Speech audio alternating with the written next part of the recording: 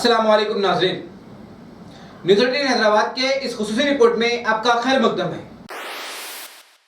हमारे इस YouTube channel के सेगमेंट फास्ट न्यूज़ में आप तमाम का इस्तकबाल है। इस वीडियो में आप देख सकते हैं कम मिनटों में बहुत ज़्यादा खबरें। तो आइए शुरू करते हैं वीडियो को और देखते हैं 16 अगस्त 2021 की ताज़ा तरीन खबरें। तेलंगाना में आइंदा 3 दिनों के दौरान कभी हल्की और कभी मौसलाधार बारिश का है इम्कान। निज़ामाबाद, आदिलाबाद, अजला में भारी बारिश हो सकती है।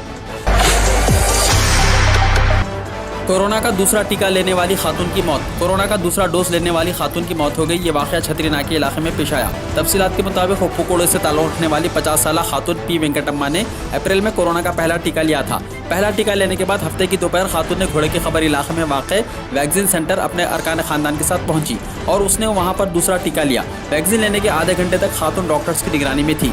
बाद अज़ां वो अपने घर पहुंचे और सर चकराने की शिकायत करते हुए सो गई और हालत नींद में ही वो चल बसी। अरकान ख़ानदान ने उसे हॉस्पिटल मुंतकिल किया, जिस पर डॉक्टर्स ने उसे मुआयने के बाद मुर्दा करार दिया।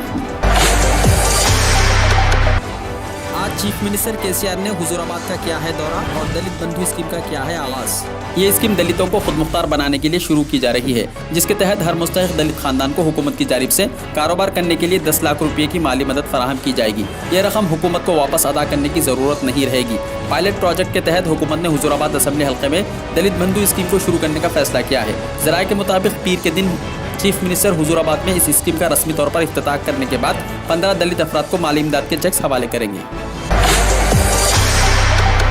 दलित बंधु स्कीम मुल्क के लिए मिसाल बनेगी, हरीश राव ने दिया बयान। वजीर फाइनेंस हरीश राव ने कहा कि मुल्क के दलितों को आज़ादी के 75 बरस के दौरान हुकूमतों ने नज़रअंदाज कर दिया है। ये scheme chief minister Chandrashekhar Rao ने तैयार की है, जो दलितों की बहबूद के ताल्लुक से फिक्रमंद रहते हैं। इस स्कीम का मकसद दलितों को बाख्तियार बनाना है। हरीश राव ने कहा कि रैतु बंधु की तरह मुल्क के बकिया हिस्सों के लिए दलित बंधु भी एक नमूना बनेगी। कोंडा सुरेखा को हुजूराबाद से कांग्रेस उम्मीदवार बनाने का फैसला। कांग्रेस पार्टी ने हुजूराबाद असम्बली हल्के के ज़िमनी इंतखाब में साबिक वजीर कोंडा सुरेखा को उम्मीदवार बनाने का फैसला किया है। इस सिलसिले में 2-3 दिन में सुरेखा की उम्मीदवारी का बाकायदा तौर पर ऐलान किया जाएगा। शादनगर में ऑटो केनाल में गिर गया, 8 अफराद हुए जख्मी। रंगारेड्डी जिले शादनगर के करीब पेश आए सड़क हादसे में 8 अफराद जख्मी हो गए। यह हादसा शादनगर के कोंदुगुर मंडल के माधापुर के करीब उस वक्त पेश आया जब ऑटो के ड्राइवर ने इसका तवाज़ुन खो दिया और यह ऑटो केनाल में गिर गया। मुकामी अफराद के मुताबिक यह ऑटो शादनगर से मुट्टूपुर की सिमत जा रहा था। इस हादसे के साथ ही मुकामी अफराद वहाँ पहुँच गए और राहत का काम शुरू करते हुए मुसाफिरीन को बचाया। मुकामी अफराद ने जख्मी मुसाफिरीन को इलाज के लिए फौरी तौर पर शादनगर के सरकारी अस्पताल मुंतकिल किया। शादी में शिरकत के बाद वापसी के दौरान हुआ हादसा, बस में सवार 30 अफराद हुए जख्मी। करीमनगर जिले में हुआ यह हादसा। करीमनगर जिले में शादी की तकरीब में शिरकत के बाद वापसी के दौरान पेश आए सड़क हादसे में 30 अफराद जख्मी हो गए, जिनमें 6 की हालत तशवीशनाक बताई जाती है। यह हादसा तेलंगाना के जिले करीमनगर के तंपापुर के करीब उस वक्त पेश आया जब बस के ड्राइवर ने इसका तवाज़ुन खो दिया और यह बस लारी से टकरा गई। हैदराबाद में 11 इंपोर्टेड लग्जरी कारें हुई हैं जब्त, 5 करोड़ का लगा है चालान। हैदराबाद में आरटीए हुक्काम की जानिब से पहली मरतबा टैक्स की अदायगी के बगैर चलाई जाने वाली इंपोर्टेड और लग्जरी कारों के खिलाफ बड़े पैमाने पर कार्रवाई की गई है। हुक्काम ने करीब 11 गाड़ियों को जब्त कर लिया और इन गाड़ियों पर 5 करोड़ रुपये जुर्माना आयद किया गया। इन गाड़ियों के खिलाफ चलाई गई खुसूसी मुहिम के लिए 40 टीमें तश्कील दी गई थी और कल अचानक तनकीद की गई। हुक्काम का कहना है कि मनसूबाबंद तरीके से पिछले 6 महीने से इन गाड़ियों पर नजर रखी गई थी। अहदेदारों ने टैक्स की अदायगी के बगैर चलाई जाने वाली गाड़ियों को जब्त कर लेने की वार्निंग दी है। बंडी संजय की अय्याशी का वीडियो जारी करने टीआरएस रुकन असम्बली का ऐलान। टीआरएस पार्टी के रुकन असम्बली एम हनुमंत राव ने बीजेपी के रियासती सदर बंडी संजय पर अय्याशी करने का संगीन इल्ज़ाम आयद किया है और वार्निंग दी है कि वो बहुत जल्द बंडी संजय की अय्याशी का वीडियो जारी करेंगे।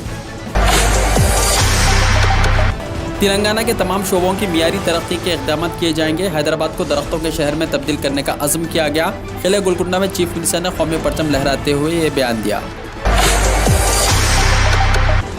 आंध्र प्रदेश में रात का कर्फ्यू 21 अगस्त तक बढ़ा दिया गया। आंध्र प्रदेश में कोरोना वायरस की रोकथाम के लिए रात के कर्फ्यू में एक मरतबा फिर तोसी की गई। हुकूमत ने कर्फ्यू में तोसी के अहकाम जारी किए हैं। 10 बजे रात से सुबह 6 बजे तक ये कर्फ्यू इस महीने की 21 तारीख तक रहेगा।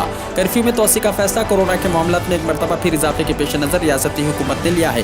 ताहम हुकूमत ने कहा कि कोविड के प्रोटोकॉल पर अमल करने की ज़रूरत है। इसी दौरान रियासत में गुज़िश्ता 24 घंटों के दौरान कोरोना के 65,500 मुआयने किए गए, जिनमें 1506 मुस्बित पाए गए। मेघालय के चीफ मिनिस्टर की निजी रिहाइशगाह पर पेट्रोल बम हमला, रियासती वजीर दाखिला हुए मुस्तफ़ी। नामालूम शरपसंदों ने कल रात मेघालय के चीफ मिनिस्टर कोनारक की रिहाइशगाह पर पेट्रोल बमों से हमला किया। ये मालूमात पुलिस ने दी है। पुलिस के मुताबिक यह वाक़या कल रात 10:15 बजे पेश आया, जब एक गाड़ी में आए शरपसंदों ने पेट्रोल से भरी 2 बोतलें मेघालय के चीफ मिनिस्टर की निजी रिहाइशगाह के अहाते में फेंक दी, जो ऊपर शेवलिंग के 3rd मील में वाक़ है। शुक्र है कि इस वाक़े में कोई ज़ख्मी नहीं हुआ। उत्तराखंड हुकूमत ने कोरोना कर्फ्यू में 24 अगस्त तक तोसी कर दी है। इस हवाले से पीर को एक नया SOP जारी किया गया, जिसमें कोई तब्दीली नहीं की गई। तमाम शराइत और ज़वाबित हस्ब साबिक़ हैं। रियासत की डिज़ास्टर मैनेजमेंट अथॉरिटी के चीफ सेक्रेटरी और chief executive officer doctor Sukhbir Singh Sindhu ने पीर को कोरोना कर्फ्यू से मुताल्लिक़ हुक्मनामा जारी किया है। दिल्ली हुकूमत के तमाम मिनिस्टर्स और अफसरान करेंगे इलेक्ट्रिक गाड़ियों की सवारी। दिल्ली हुकूमत ने अपने तमाम डीजल और पेट्रोल से चलने वाली कारों को इलेक्ट्रिक गाड़ियों में बदलने का काम शुरू कर दिया है।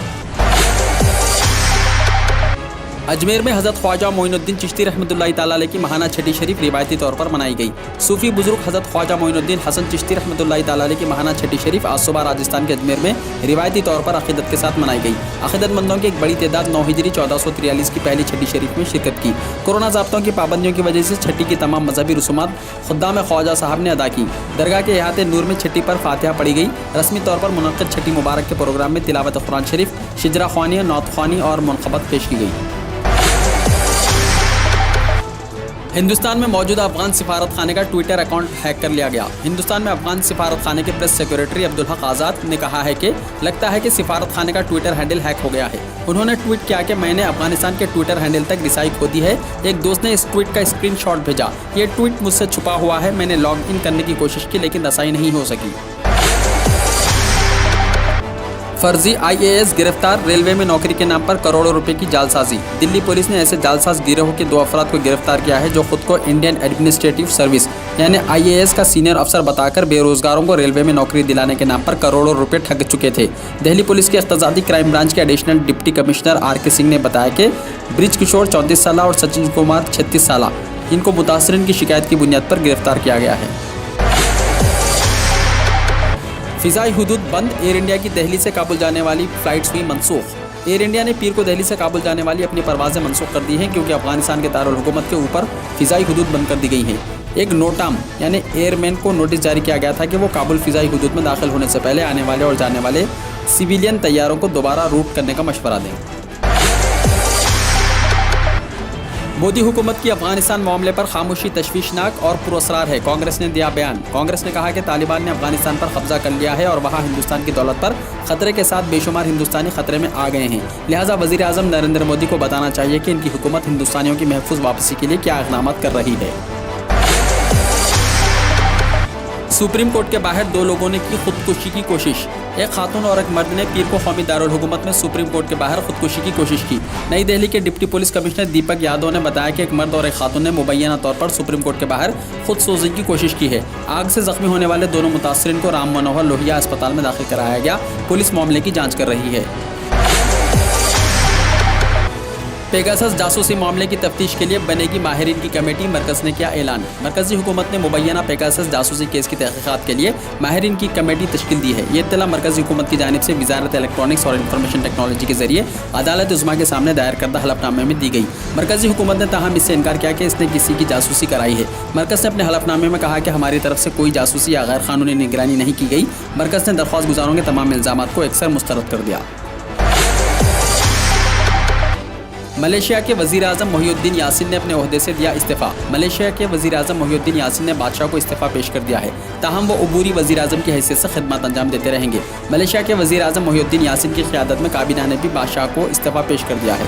मलेशिया की काबीना के मुस्तफ़ी होने की तस्दीक वज़ीर साइंस जमालुद्दीन ने एक इंस्टाग्राम पोस्ट में की है। तालिबान ने अफगानिस्तान पर किया कब्जा और कहा, हम आलमी बरादरी से मिलकर काम करना चाहते हैं। तालिबान के खौफ से लोग छोड़ रहे हैं अफगानिस्तान और दिगर ममालिक की तरफ कर रहे हैं सफ़र। नाज़रीन, न्यूज़ 18 हैदराबाद चैनल को लाइक, शेयर, सब्सक्राइब जरूर करें। इसी तरह कहते हैं मैं इब्राहिम। अल्लाह हाफ़िज़।